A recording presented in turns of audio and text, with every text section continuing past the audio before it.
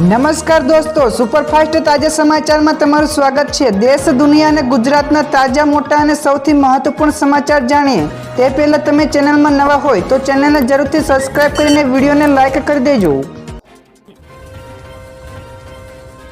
સૌથી પહેલા દોસ્તો આપણે વાત કરીએ તો અંબાલાલ પટેલની આગાહી સાચી પડી તો બંગાળના સાગરમાંથી આવેલી આફત ઓક્ટોબર સુધી ધમરોળશે। જ્યાં દોસ્તો અચાનક જ ત્રાટકેલા વરસાદના કારણે નવરાત્રિના રંગમાં પણ ભંગ પડ્યો છે। ત્યારે હવે હવામાન નિષ્ણાત અંબાલાલ પટેલની આગાહી આવી ગઈ છે। તો આજે સૌરાષ્ટ્રના ભાગોમાં અતિભારે વરસાદની આગાહી છે, જેમાં તેમણે આગાહી અનુસાર ભારે પવન સાથે વરસાદ આવવાની આગાહી કરી છે।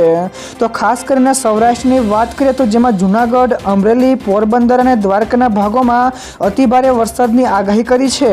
જ્યારે આ સિવાય જામનગર, ખંભાળિયા, જોડિયામાં પણ વરસાદની શક્યતા છે। તો પશ્ચિમ સૌરાષ્ટ્રના ભાગોમાં ભારેથી અતિભારે વરસાદની આગાહી છે। તો દોસ્તો બીજા સૌથી મોટા સમાચાર સામે આવ્યા છે। ઈએમઆઈ ભરતા લોકો માટે સારા સમાચાર। જ્યાં દોસ્તો ઈએમઆઈ એટલે કે હપ્તા ભરનારા માટે સારા સમાચાર આવ્યા છે, જેમાં રિઝર્વ બેંક ઓફ ઇન્ડિયા એટલે કે આરબીઆઈની મોનેટરી પોલિસી કમિટીની બેઠક 29 સપ્ટેમ્બરથી એટલે કે ગઈકાલથી 1 ઓક્ટોબર સુધી ચાલશે।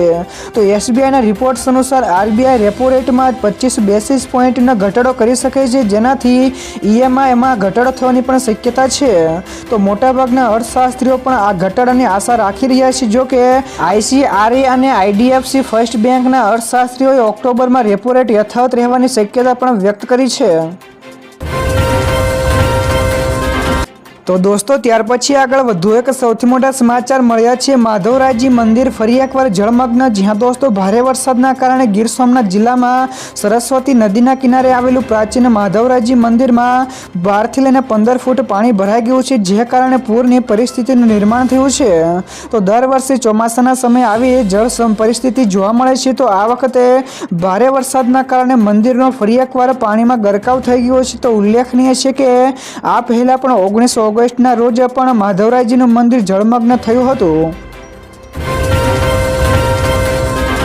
તો દોસ્તો બીજા સૌથી અગત્યના સમાચાર સામે આવ્યા છે। હાર્દિક પટેલની પોસ્ટથી રાજકારણ ગરમાયું। જ્યાં દોસ્તો વિરમગામનું રાજકારણ ફરી એકવાર ગરમાયું છે। તો વાત એમ છે કે વિરમગામના ધારાસભ્યએ 24 કલાકમાં બીજી પોસ્ટ કરી હતી, જેમાં હાર્દિક પટેલે સોશિયલ મીડિયામાં બીજી પોસ્ટ શેર કરતા ખળભળાટ મચ્યો હતો। જેમાં હાર્દિક પટેલ લખ્યું છે કે અમે શાંત છીએ, સંત નથી। તો મનમાં વહેમ હોય તે કાઢી નાખજો, કેમ કે શરૂઆત છે, અંત નથી। તો ઉલ્લેખનીય છે કે થોડા દિવસો પહેલા પણ હાર્દિક પટેલે આ વાત કરી હતી।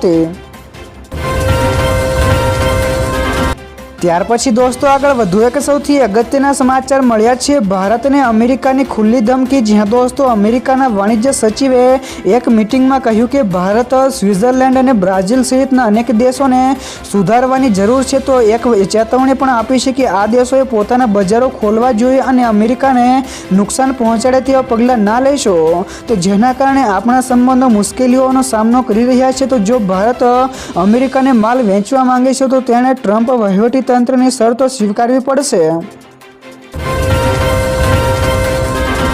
ત્યારબાદ દોસ્તો ફટાફટ આગળના બીજા સમાચારની વાત કરવામાં આવે તો માછીમારોને 2 ઓક્ટોબર સુધી દરિયો ન ખેડવાની ચેતવણી અપાઈ। જ્યાં દોસ્તો ગુજરાતમાં ચોમાસા દરમિયાન 1 જૂનથી લઈને 29 સપ્ટેમ્બર 2025 સુધી વરસાદના કારણે વહીવટી તંત્રએ 15,971 નાગરિકોનું સુરક્ષિત સ્થળે સ્થળાંતર કર્યું છે અને 1351 કરતાં વધારે લોકોનું રેસ્ક્યુ પણ હાથ ધર્યું છે।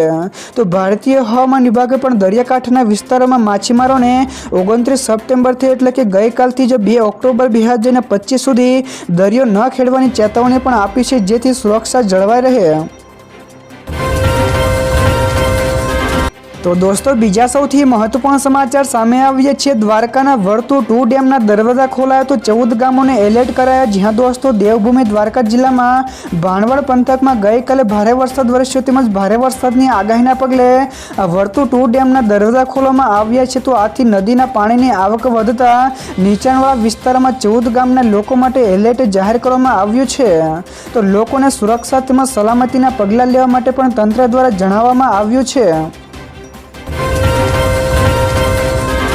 તો દોસ્તો ત્યાર પછી આગળ વધુ એક સૌથી મહત્વપૂર્ણ સમાચાર વેલમાર્ક લો પ્રેશરથી સૌરાષ્ટ્ર અને કચ્છ માટે 4 દિવસ ભારે છે। જી હા દોસ્તો, હવામાન વિભાગના જણાવ્યા અનુસાર હાલ ખંભાતના અખાત પાસે વેલમાર્ક લો પ્રેશર સક્રિય છે, જે કારણે રાજ્યમાં આગામી 7 દિવસ સુધી વરસાદ પડે તેવી શક્યતા છે। તો રાજ્યના દરિયા કિનારા ઉપર 3 નંબરના સિગ્નલો પણ લગાવી દેવામાં આવ્યા છે, તેમજ માછીમારોને પણ દરિયો ન ખેડવાની સૂચનાઓ આપવામાં આવી છે।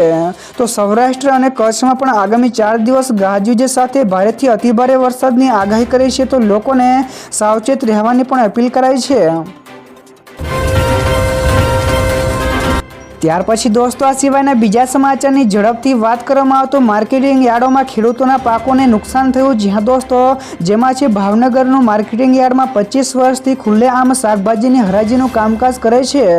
તો વરસાદમાં ખેડૂતો તેમજ કમિશન એજન્ટો હેરાન થાય છે, તો માલ બગડે છે તેમજ પાણીમાં પણ તણાય છે, તો જેનાથી ખેડૂતોની દયનીય સ્થિતિમાં ધંધો કરવો પડે છે। તો યોગ્ય સુવિધાઓનો અભાવ ખેડૂતો તેમજ વેપારીઓ માટે હાલાકીનું કારણ છે। તો પ્રશ્ન એ છે કે ખેડૂતોના માલનું નુકસાનની જવાબદારી કોની? તો 25 વર્ષથી શેડ, ડ્રેનેજ જેવી સુવિધાઓનો પણ અભાવ બેદરકારી દર્શાવે છે। તો દોસ્તો તમારા વિસ્તારમાં પણ આવી સમસ્યાઓ છે કે નહીં, ફટાફટ નીચે કોમેન્ટમાં જણાવજો। તો દોસ્તો બીજા સૌથી મોટા સમાચાર સામે આવ્યા છે। સોનું ઓલ ટાઈમ હાઈ ઉપર પહોંચ્યું, તો 1.15 લાખને પાર પહોંચ્યું। જ્યાં દોસ્તો ગઈકાલે સોના અને ચાંદીના ભાવ નવા ઓલ ટાઈમ હાઈ ઉપર પહોંચી ગયા હતા, જેમાં 24 કેરેટ સોનું ₹2030 વધીને પ્રતિ 10 ગ્રામને ₹1,15,292ના સ્તરે પહોંચ્યું હતું, જ્યારે ચાંદીમાં પણ ₹6,000નો મોટો ઉછાળો આવતા તે પ્રતિ કિલોગ્રામે ₹1,44,100 ઉપર પહોંચી ગયું છે।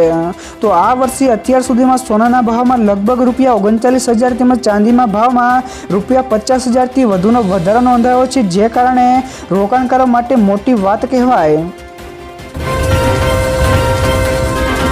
તો દોસ્તો ત્યાર પછી આગળ વધુ એક સૌથી મોટા સમાચાર મળ્યા છે અંબાલાલ પટેલની મોટી આગાહી। જી હા દોસ્તો, હવામાન નિષ્ણાત અંબાલાલ પટેલે આગાહી અનુસાર 6 ઓક્ટોબર સુધી રાજ્યમાં ખાસ કરીને સૌરાષ્ટ્રના ભાગોમાં અતિભારે વરસાદ પડી શકે છે, તો જેમાં જૂનાગઢ, પોરબંદર, અમરેલી, દ્વારકા તેમજ કચ્છમાં ભારે વરસાદની સંભાવના છે। તો બંગાળના ઉપસાગરમાં નવી વરસાદી સિસ્ટમ સક્રિય થશે, જેના કારણે દરિયામાં પણ મોટા મોજા ઉછળી શકે છે।